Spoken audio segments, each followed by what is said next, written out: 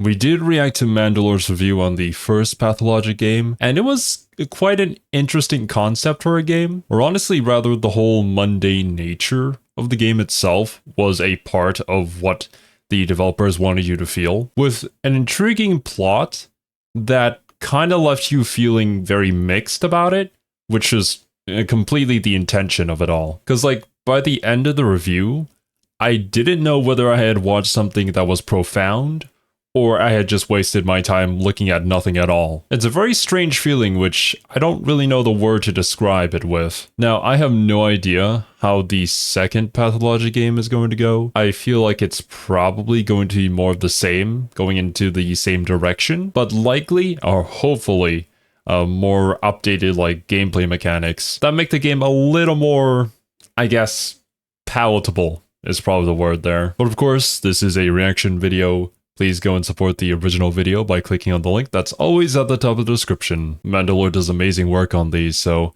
please make sure to go and show some love over there. Great. This guy again?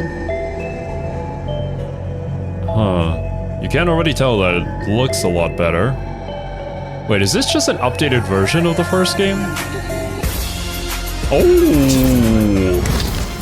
Yes! Okay, honestly, this is peak. The game is already so much better. Man, part 2 JoJo's, I am going to die on this hill, but part 2 JoJo's is the best part for me. And Joseph Joestar is by far the best JoJo. Like, how many videos have this Pillar Man theme in them? It's way too good, man. It's way too good. And I mean, Dio's a great villain and all, but the Pillar Man, though.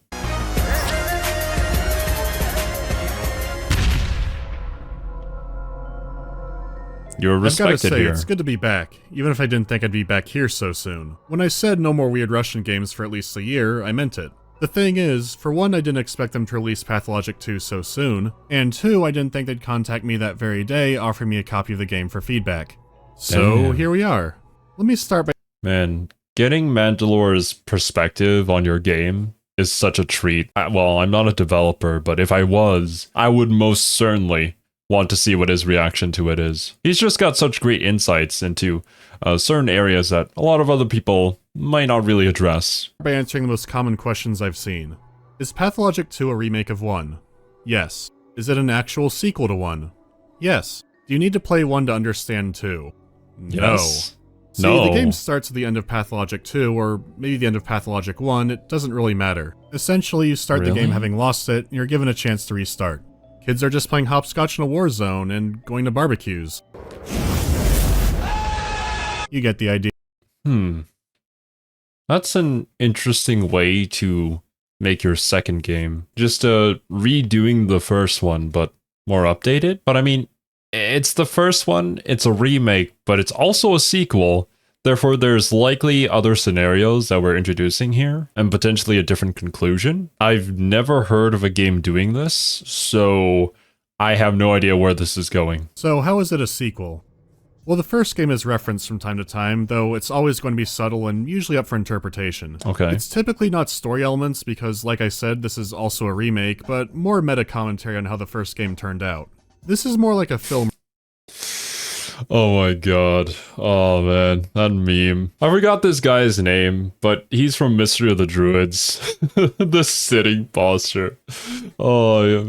And it's intended too, because this exact sitting posture is in the screenshots that are used to advertise the game. You think you want to hide that, but no. What is the meaning behind it? This is more like a film remake than a game remake. The main idea and framework, yeah, that's usually the same. A person might share the same name, but they're a completely different character now. Some huge plot elements can be reworked or torn out or added in, it's all up in the air. Pathologic 2 does all these things, but still acknowledges that the plot of the first game still happened. It may even challenge you on which you prefer, though the story isn't that much different than 1. Don't worry, they still have all the trash cans everywhere. This dual nature of the game does make it tricky to talk about, so I'll talk about it as a sequel and a remake, which is going to get messy, but it's okay, we're here together. You know, because taking on one fever dream game by itself was just too easy. So here we go again. The game starts you off on a train and with a new friend. The kind of friend who emerges from a coffin and then wants to tell you a secret. Just like in middle school. This begins What kind of middle school did you go to, Mandalore? I don't know about you guys, but after spending a few years in elementary school, I was like, yeah, no, this school system ain't for me. I want to be homeschooled. And then I became a male VTuber.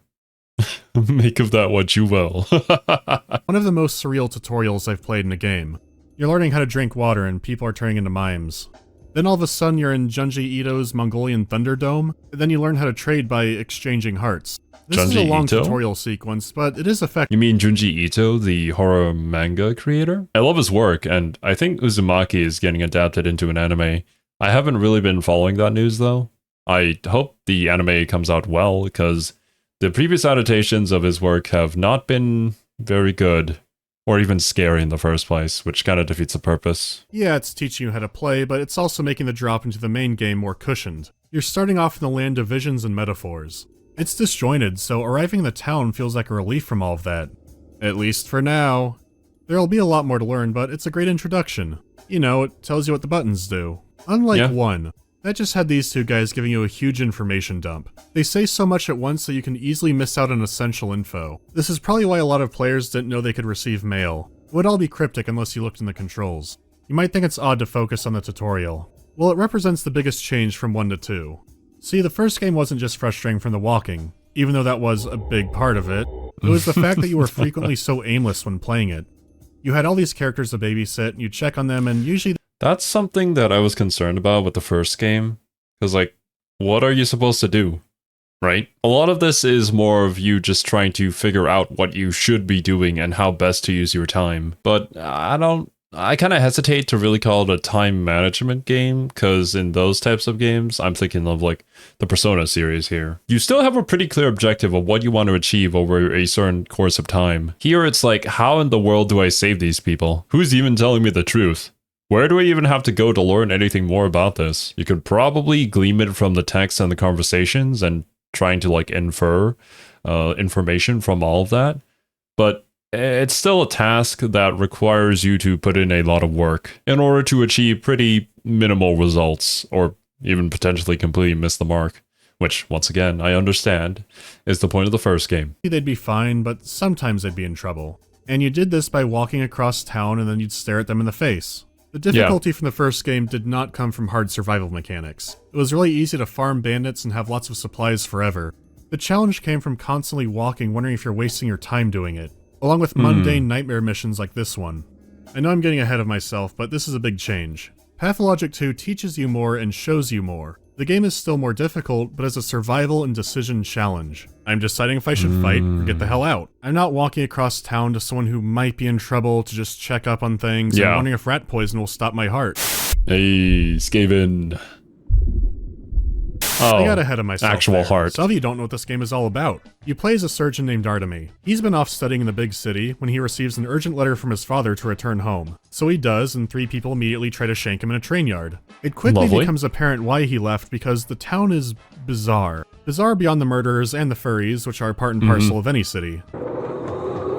Oh no, he's showing dominance! You don't know where the town is. It doesn't really have a name besides just the town and the Gorkin River. It's also uncertain when exactly this game takes place. I mean, yeah, there's a gramophone, but also the giant floating polyhedron tower. There are also the creatures who want to trade organs or give you a canal tour. Then you have all the townspeople. They're all over the place. Some look like Mongolian shepherds, Turn of the Century men, anime villains, this mime. This town is out of time. Oh man, you know that guy watches JoJo's. He has to with that kind of pose. Time and space. It's an alien culture that the character Artemy has to relearn, and you, the player, have to learn from scratch. A situation like this would be hard to order a meal in. In Artemy's case, it turned out that his father was murdered and there's a serial killer on the loose. Many suspect the killer to be something called a Shabnak step demon, and that it heralds the arrival of a deadly, incurable plague. Artemy has come back just in time for the opening of mass hysteria. You'll need to discover who killed your father, save the town, and save yourself. Now that you have the gist of it, let's go over the presentation in detail. I mean, it's a pretty similar setup to how the first game presented the story. So once again, I'm just wondering, like, what are we going to change here? Is it still going to be the kids? They're all just playing with their own little sandbox and making all this up? We're all just pawns in a game forced to do these mundane tasks because our creators told us to do so? Detail. On a technical level, the game is very impressive looking. The superb lighting, shadows, and reflections do a lot to generate atmosphere. Much Besides better just than the being nice first. looking when you're moving through the game world, it's used incredibly effectively in the set pieces too. Pathologic 2 has a lot of creepy and surreal visuals, especially when you compare it with its predecessor. A lot of these graphical techniques just weren't available for the first game, so not only do they come off a lot stronger, there's just more of them in general. That's very nice, especially for a game like this, which you know benefits a lot from having that visual representation and really being a mood setter kind of game where all of these aspects matter a lot more. Unfortunately, it's not a perfect improvement. In conversation, the character models are great, and they have a lot of subtle animation to them.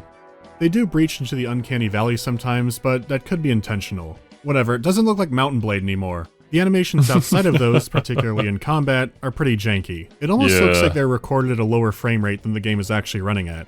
People slide around a lot, and some things just look so odd that it gives everyone a kind of mannequin feeling. There's still a lot of great animation work, but the lesser ones will take you out of it. Speaking of that kind of thing, there are some graphical issues, mainly these stutters and slowdowns. They seem to happen right before or slightly after entering a new area. It could happen by going from outside to inside, or you're just walking through town and you cross an invisible loading line and everything stops. This did improve after a patch, but it could still happen occasionally. I always thought the game was about to crash, but to its credit, that never happened. The true terror of this issue only arrives better than a lot of modern games, especially the ones that get ported over to PC. I don't understand how they can never figure that out or like, you know, make sure that it actually works before you release it on Steam. It's so infuriating. In combat. There's nothing like fighting a leper with a rusty shank and wondering if he'll die to time dilation instead. It never actually screwed me over, but it could have, and that needs fixing. It's not in the best shape as it is.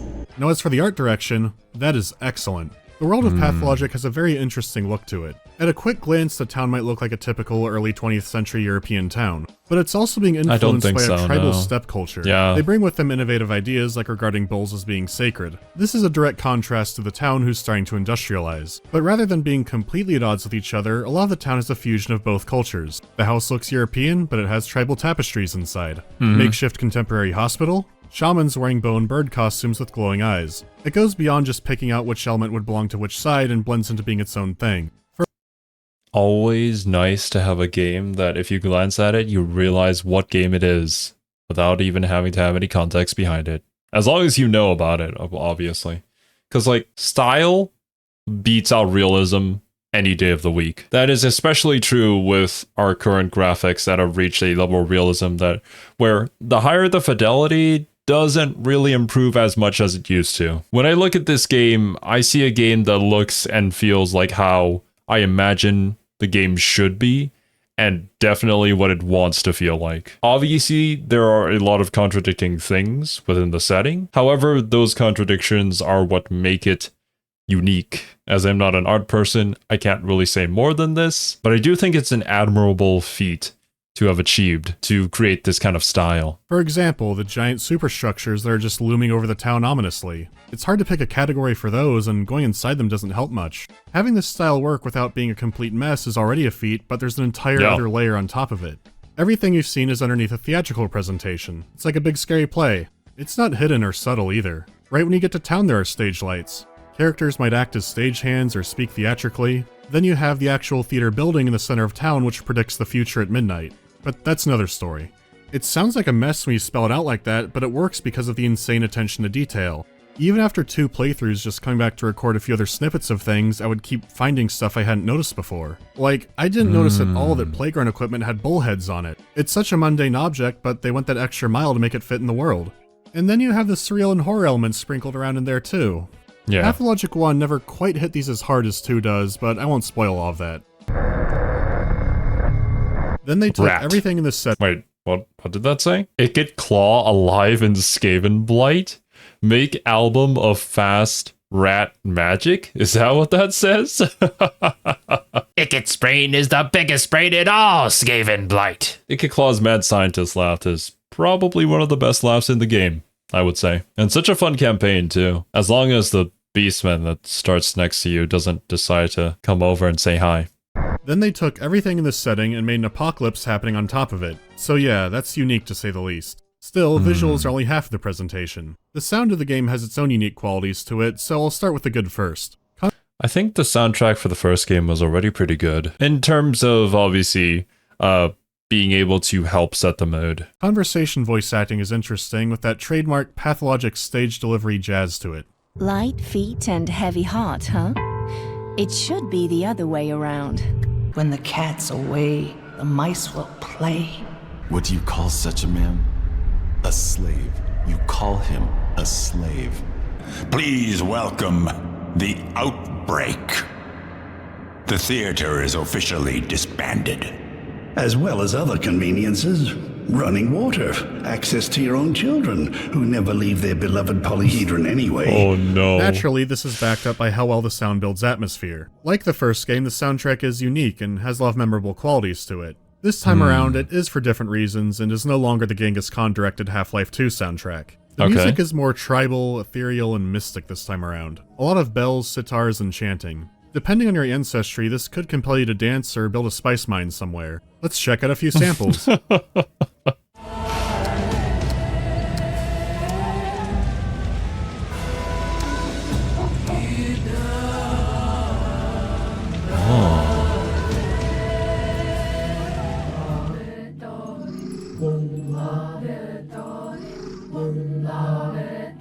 Yeah, very tribal.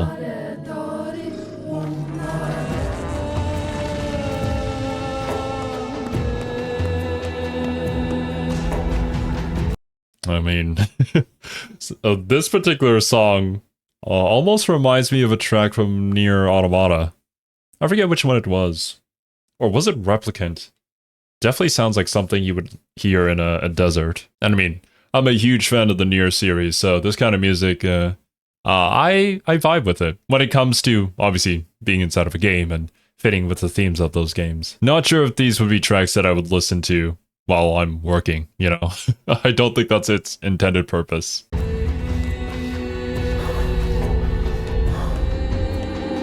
Uh-oh.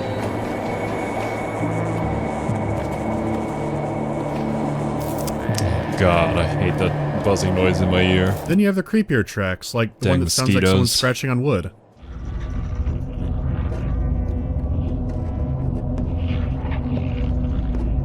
This is then not ominous at all. It gets really ominous. An open wound is a window into the world.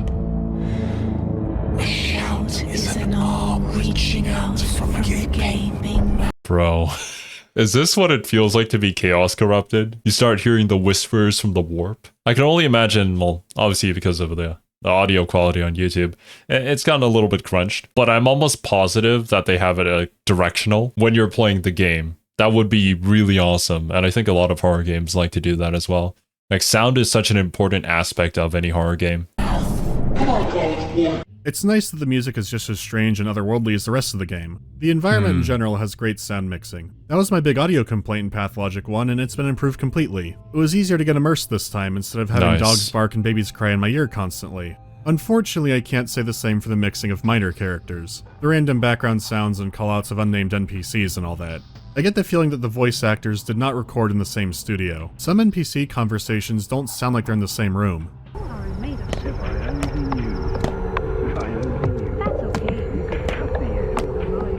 There's also not enough variety among the NPCs. A pyromaniac arsonist and a sick bandit sound exactly the same and have the same line. You're walking around, you just hear, "Get over here." Come back. Stop right there. A classic. Stop right. Stop right there. Close that shut you anywhere. You're not going anywhere. Yeah.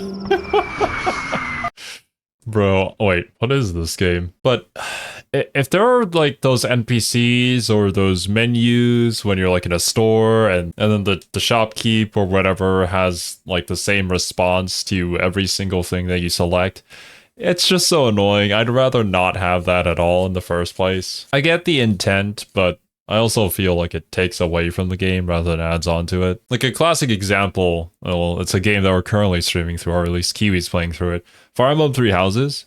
I think one of the markets, well, basically all of the shops, honestly, whenever you select something, it's like, you have a good eye, you have a good eye, you have a good eye. And it's like, oh my God, Please stop. I know that I have a good eye. Like, calm down, dude. I'm gonna buy your stuff anyways. But obviously, I don't think this game has like the biggest budget ever. But, you know, they still made it anyway, so I think it's something that I, as a player, knowing that kind of situation, would be able to overlook. Wait, I'm not doing this again yet. I did check, and the Russian mixing for the main characters is also great, and the mixing for random NPCs does seem better. They do have the same Attack of the Clones problem. Just instead of, stop right there, they go, hey, suka.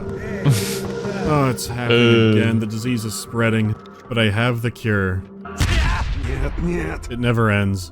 Anyway, I thought the presentation was great, very atmospheric and creative. It does fall short of being truly superb because the areas that do lack polish give it a healthy amount of jank. In other words, the Slavic specialty dish. Now I'm gonna briefly look— But dude, imagine, because like everything looks so good, if the animations and the voice acting and everything also fit along with that, this game would be like top tier. Although I'm sure many people already consider it to be top tier, despite all of this. Or maybe I'm making too hasty of a judgment. I'll have to sit back and see where they take the story from here. Or whether they just do the same thing, but just with, I guess, more game to it than last time. Look at this as being a remake again. I think the presentation in 2 is better than 1 in every single way, but 1 does do 2 things in particular differently. The first is the contrast between the mundane buildings and the not-so-mundane, whatever this is. Except for very few select buildings, Pathologic 1 was very grounded. It looked drab and boring to walk through, like some kind of commercial where someone's about to take an antidepressant. Though, to its credit, this did make the strange buildings a lot more mysterious. 2 establishes a different world better, but that also means a lot more crazy buildings. Even then, 1 still had a few fantastical locations that I liked more than 2. I like 2's direction a lot more in general, but this is a noticeable difference to me. It did make Pathologic 1 more surreal, but also more mind-numbing. I'm sure there are a few sadists out there that prefer that. Then you combine that with the second element, which is the drastic change in the music. I like the new music, but I do miss some of the more electronic-inspired tracks. I liked Horse Archer trip-hop. So while I wish 2 had more of that, they did remix a few songs from 1. Nice. I think it's inevitable that when you make some changes here and there, there's going to be some things that are gained and some things that are lost. Whether or not the benefits outweigh the downsides is purely up to perspective, I feel like, when it comes to that. Because, yeah, the juxtaposition in the first game was very staggering, whereas here, maybe not so much, but ultimately it feels more unique in a way. But the more consistently contradicting style, if that even makes any sense. Obviously, I haven't played the game, and I'm just listening to Mandalore's review here and seeing the footage, but so far, I think it's mostly been positive changes, though. I think I'll just leave it at that.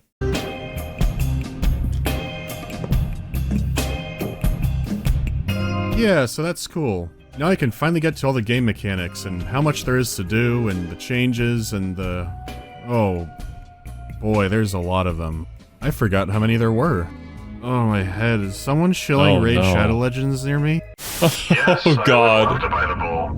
If you say it talks, then I believe you. I think I got scammed. Oh, shit. The bull talks.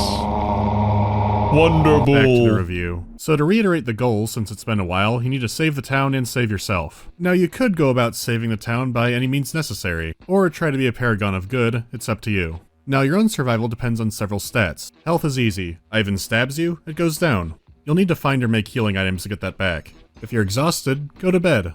Or eat something like raw coffee grounds. Just not too many or you die. Hunger is self-explanatory. If you need that explained, well, you're a cat. Same for thirst, though it's actually more complicated than hunger in this game. We'll come back to that. Then you have your immunity, which protects you from being infected by the plague, and you really don't want to be infected by the plague. Getting clothing and certain types of immunity boosters can help you out with that, though boosters are one-time use and clothing needs maintenance. Some food you eat can make your thirst go up. It goes on. These stats are in a great balancing dance with each other. So how do you get the stuff? Here's how it works. In Pathologic 1, it was a web of bartering that I called the Hobo Economy. In Pathologic 2, this is called the Hobo Economy 2. Revengeance. When you're walking... Oh, God. I think Mandalore mentioned that this one was harder than the first one. I'm not really sure how it's going to be harder. It's probably, like, yeah, it's a more streamlined experience, or maybe I guess the better way to say it is like there are quality of life updates to the systems. But because of the added complexity, maybe it's just harder to survive. Through town, you want to check trash cans for stuff. Sometimes you'll get a good haul and sometimes they're empty. You might find empty bottles which you can fill up with water. You can save these for yourself or trade them with the drunks for healing items. Different kinds of townspeople will trade different items, so you need to figure all of them out. You can trade with near anyone you see, so this is a big deal. Naturally, your biggest target should always be children. Kids are dumb. Nope. Give them scissors for morphine, raisins for immunity pills, they don't know what's going on. You can then sell or trade their items at stores to buy more specialty goods. Then, when times get desperate, people might start trading away their valuables for essential items. Time is always passing in Pathologic, and a new day brings a new economy. You can find clues to help anticipate how things will go, but you'll never be 100% sure what the next day will bring. People do need to trust you to trade. This ties into the game's reputation system. Instead of a single number, your reputation depends on what part of town you're in. An action can only affect a single district or several. If you shake a plague victim who tried to touch you, the local district will go, they'll talk about it, but it's kind of understandable, so it won't spread out from there. Now, if you fire on children with shotguns and rob people and mug people and break into places and harvest organs in the dead of night, that'll spread around, which is a shame because the illegal organ market's doing really hot right now. I could keep going about what organs can do for you in the hobo economy, but I don't want to be on this too long. My point is...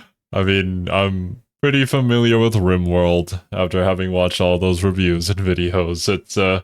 It is very profitable. Yes. And I don't think Mandalore mentioned this in the first video, but I did read the comments after, finishing the video, and it looks like the children had all those meds because obviously they had come down from the superstructure where it was free from the plague. And, when they come down from the superstructure and to a infested area, they probably wouldn't want to bring back any of that, so...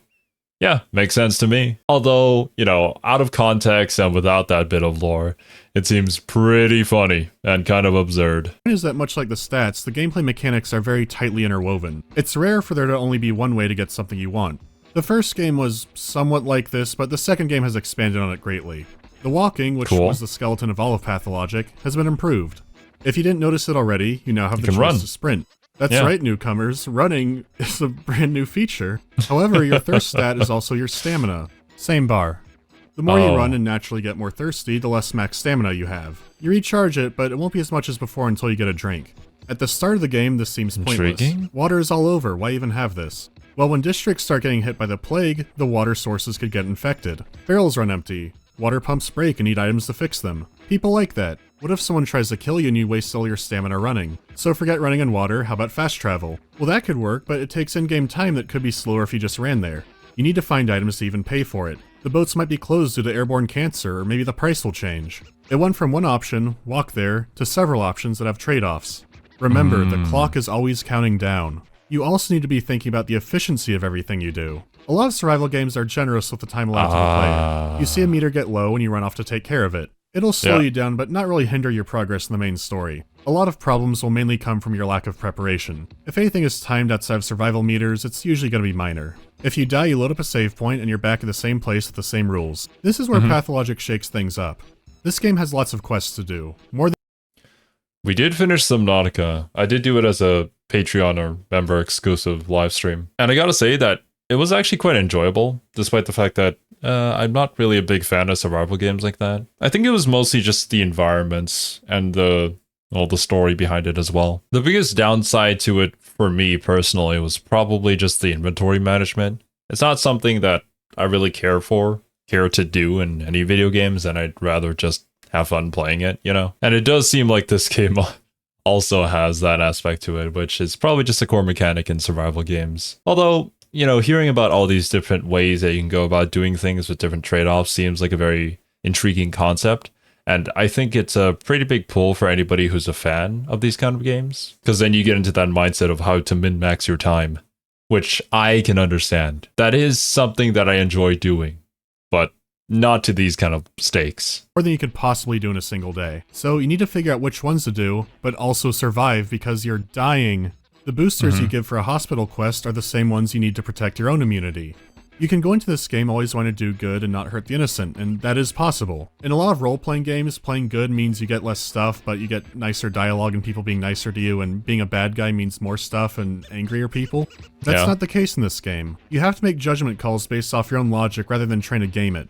Breaking into a house doesn't guarantee there's food to find. Everyone else is starving. Using healing items to help some random guy doesn't mean your reputation will go up. He's just some guy. The player could rely on hospital work, and that can change in a day. You kill and rob to save a lot of money, then some stores stop using money. Items that seemed worthless suddenly have great value. A cop loots the guy that you shot. Do you then shoot him and take the reputation hit?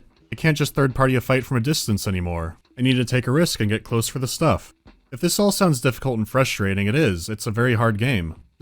Oh, that's actually quite fascinating that everything evolves and it's not very clear cut. Because even when we're playing Fallout New Vegas here, like, there's usually pretty obvious options of what to select in order to do the good thing. Granted, sometimes there are twists, and when you think that you're doing a good thing, you end up screwing somebody else over.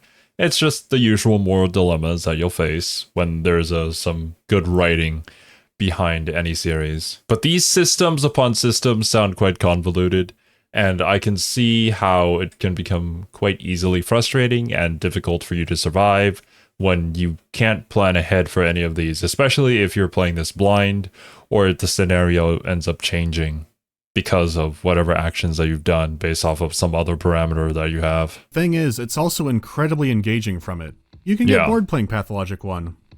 I was bored for a lot of Pathologic 1.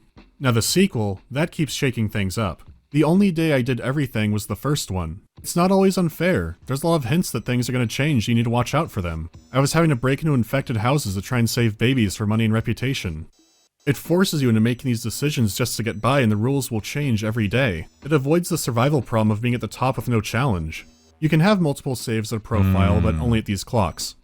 When you die, you meet the evil Willy Wonka theater director. He then gives you punishments like permanently knocking down your max health or making hunger and exhaustion come faster. By the way, this will be across all of your saves. There's no going back to avoid your mistake, the punishment is here to stay.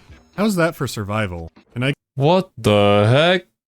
That's like hardcore survival mode. Constantly punished every single time you make a mistake. At least in Subnautica, whatever your ship blew up, you could just go back to the previous save where your ship was fine and not make the same mistake or accidentally drive into... Wait, I was gonna call it like a Tyranid. No, it's not.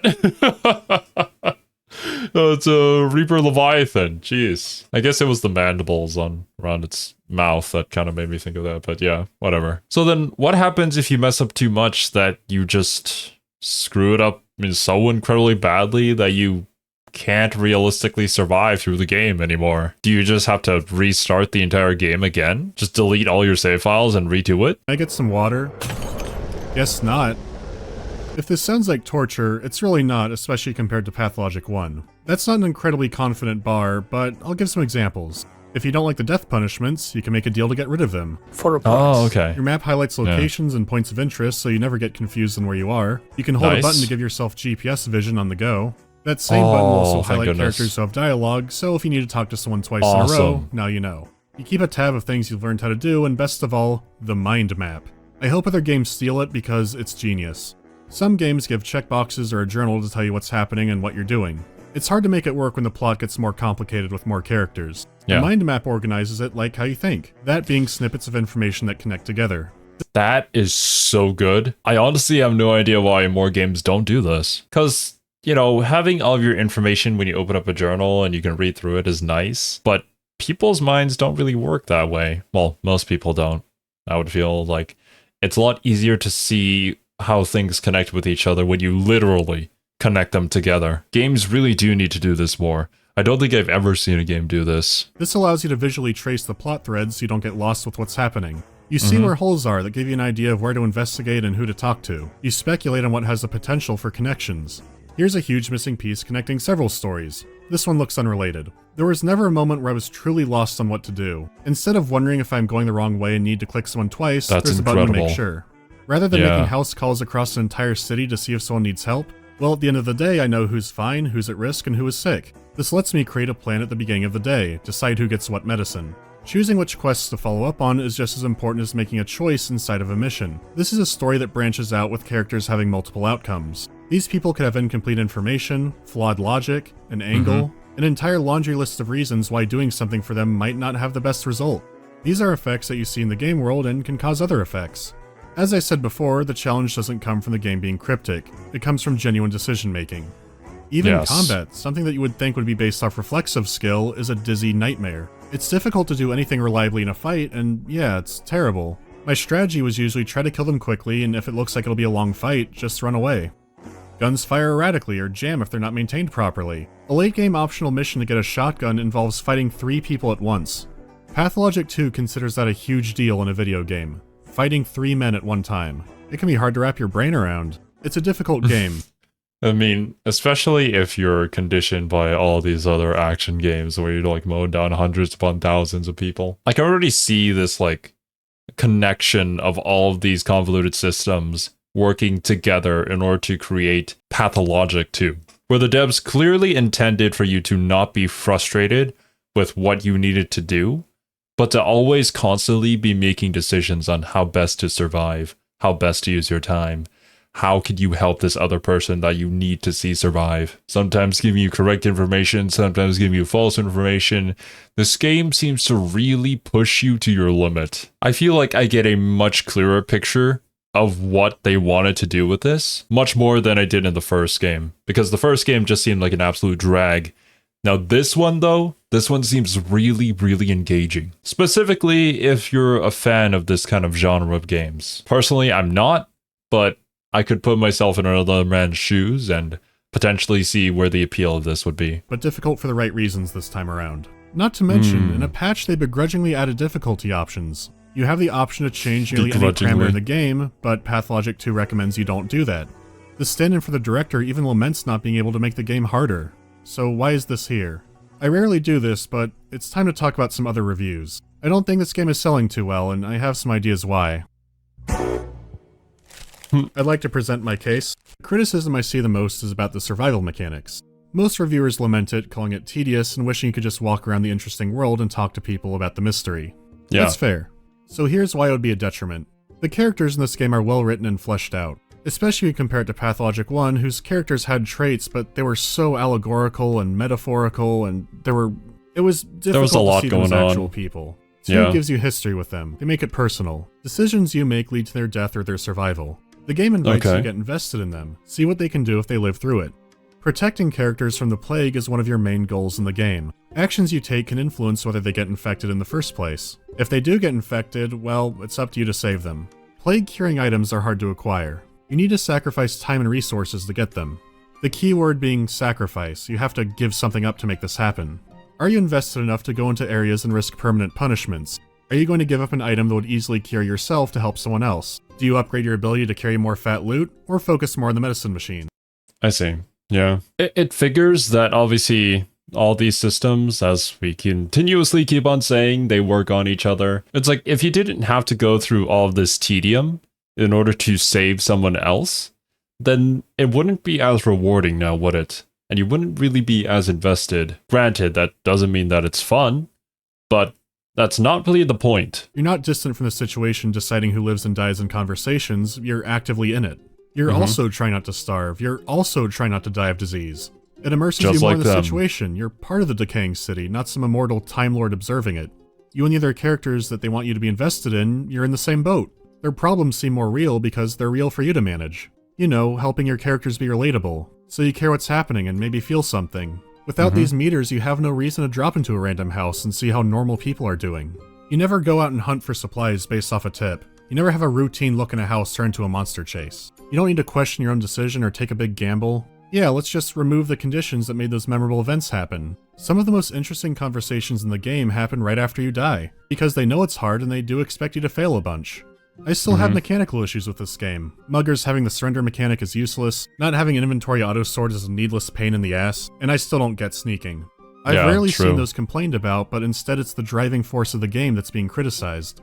I don't know. I guess I'm just disappointed that the games our art crowd seems so obsessed with those walking simulators where you don't have a ton of interactivity or mechanics. Then you have this game that did an excellent job at refining a concept that they had 10 years ago, and it's being dismissed for not being one of those walking games. Maybe we should think about why these mechanics are still there and not dismiss it as a mistake. Oh my god, yeah, that's such a good point. Like, the first one was a walking simulator and everybody hated that, but then now we wanted to just go back to being that. I think it's one of those scenarios where a lot of people will end up arguing over their own point of view on this. Ultimately, You have to realize that games are a product created by somebody who has a vision of what they want their game to be. Obviously, every single product out there in the world isn't made for everybody, and so they have their own target audience which they want to make it for. The ideal person who is looking to play this kind of game will probably enjoy it because of all these mechanics that other people do not enjoy. And while it is nice that there are meters and parameters that you can change in order to make the game more accessible from a like difficulty standpoint, that does ultimately take away from the intended experience that the creator wants you to have and wants you to feel. This is a similar argument to people who advocate for an easy mode for a Dark Souls game, when I would say that that's not really the intended purpose of a Dark Souls game, nor is that really the vision that the creator wants for their game. So them not adding a difficulty to it, a difficulty meter, would be entirely justified in my opinion. Does that mean that some people won't be able to beat a certain boss and never experience the fantastic story that lies behind all of that? Yeah, probably. But I think you have to sacrifice that in order to keep the intended vision and the impact that it has on people when they do overcome that extreme obstacle. So back to Pathologic for this particular instance.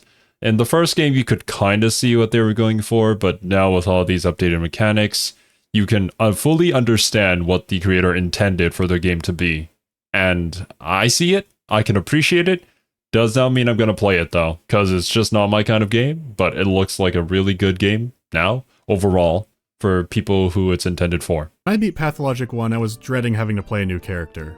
I really didn't want to. In this, I was excited to play the same character again just to see what turned out differently. I loved it. The only thing 1 truly has over 2 is some more interesting story elements at points, and you can play as 3 characters. If you really want to know more about the story of 2, you could just watch my video on 1. All the new stuff in 2 is based on new character context, events, and other stuff that would take forever to go through. Icepick Lodge had plans to add the other 2 characters, but I don't know now. I couldn't in good faith recommend Pathologic 1, but 2, I'll say yes. In fact, I'll go farther than that. I'm not a good salesman, but if this game sounded remotely like it would be interesting to you, go buy this game. GOG and Steam both have refund policies. If you don't like it in the time period, just refund it.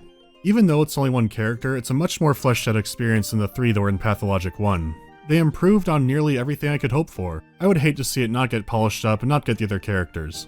Yeah, that is unfortunate if we haven't been able to get to any of the other characters. Granted, I feel like it would be more beneficial for the game to solely focus on 1 character for now, and make sure that that story is done without spreading all their efforts to 3 different characters and then having like 1 character be kind of just a throwaway because you didn't have enough time for fully developing out that character, you know? It kind of just detracts from the entire experience when you could have just made it a shorter game. I don't want to watch it fade away and then in 5 years read on some publication that gave it a bad review that it was a hidden gem and we all just missed it. I want to see the other characters. I want to see the Soul Matol video on them. So if it sounds like your thing, check it out, and I'll see you in the next video. I also kinda want to try Deluxe Hard Mode. I like punishing myself. Okay, what is that? Is that Fire Warrior? That's a Warhammer 40k game where you play as a Tau, right? I still haven't watched that review yet. After this one, I'll probably drop into the Anonymous Agony rabbit hole and see where that takes me. Oh boy, I've heard some things about it, that's for sure. Thanks to everyone who made this happen and for waiting. I was out with an injury in late June and couldn't get this finished, and I'm glad it's over. Anyways, time for questions. Are there any games you like you don't plan on doing a video on? Probably Morrowind, maybe New Vegas at this rate. Also really long role-playing games like Baldur's Gate 2, I'm starting to wonder if those will be worth the time investment, because those will take a while to record properly. They're very long, yeah. I don't want the wait from now to the last video to become the new normal. When will you review? There are certainly some really, really good games that are just so incredibly long and have so much content to cover. I can't imagine attempting to do anything like that. Obviously, of course, if you're not getting like millions of views on those videos, then it's hard to justify that much time put into it. If you haven't tried Fallout New Vegas, though, I highly recommend it. I've been having an absolute blast streaming it, and I'm actually really glad that I chose New Vegas as my first Fallout game. A Total War Warhammer game. My plan is after the next Lord Pack, so it'll be my December to New Year holiday project, I think. I have no idea what they might rework or add in, so I don't want to get started now just in case they end up fixing something, then I waste my time making footage for that. That video is my White Whale, after Elite Dangerous, which I might have to hold off on that for a bit still, because I can't sit for very long. Honestly, I've been sitting too long right in this moment, so next question. Have you played a Zachtronics game? I saw a few of the Matthew Matosis videos on them, but I haven't played any myself yet. I have a feeling they might be too strong for me. Are there any games you didn't like in a first playthrough, but liked in a second? The big one I always think of is Quake 4, because I stopped playing that the first time I played it. Doom 3 was the year before, and I thought it was going to be Doom 3 Part 2, so I just gave up on it. There's this spaceship where Steve Bloom voices everyone on it, and that was the point where I stopped. Then later I came back, and now I really enjoy it. There'll probably be a video on it eventually. Nice. Alrighty then. Have a great— I've never actually played any of the Quake games, unfortunately. All I can say is that I played Doom 2016, none of the original ones. I think I do have Doom Eternal in my Steam library, and maybe sometime in the future I'll stream that, but yeah, we have a massive backlog of games we need to get through, and none of them are short. Hi. Oh. Yum? Oh no. I'm actually really glad with what they did with Pathologic 2. Kind of a sequel and also a remake of sorts, while actually adding like a game to their game. Because like now you can finally see who would really enjoy this if, you know, it's not purely just for the story. But yeah, thank you so much for watching. Hope you guys enjoyed, and I'll catch you in the next one.